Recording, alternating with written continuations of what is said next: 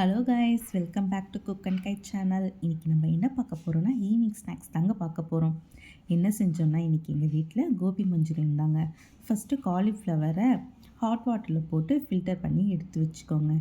Next அதில் chilli powder, pepper, salt, cornflour, next maida add பண்ணிக்கோங்க. கொஞ்சமாக வாட்டர் சேர்த்து ஆட் பண்ணிக்கோங்க. நெக்ஸ்ட்டு அதை அப்படியே 10 மினிட்ஸ் ஊற வச்சுக்கோங்க. கடாயில் எண்ணெய் ஊற்றி எண்ணெய் சூடானதும் நம்ம மிக்ஸ் பண்ணியிருந்த அந்த காலிஃப்ளவர் போட்டு நல்லா பொரித்து எடுத்து வச்சுக்கலாங்க.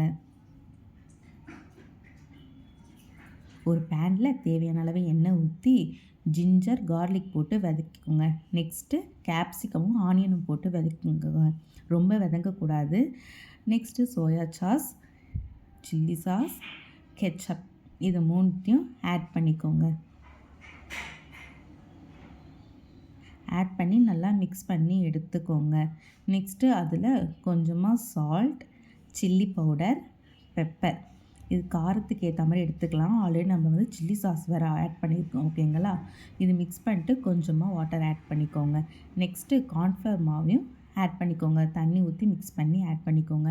இது அப்படியே கொஞ்சமாக கெட்டி பதமாக வரும். அது வந்துட்ட பிறகு நம்ம பொரிச்ச காலிஃப்ளவர் போட்டு நல்லா மிக்ஸ் பண்ணிக்கோங்க.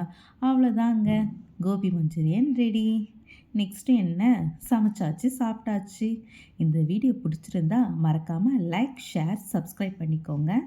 மறக்காமல் பெல் ஐக்கானை ப்ரெஸ் பண்ணிக்கோங்க. டாட்டா, பாய் பாய்.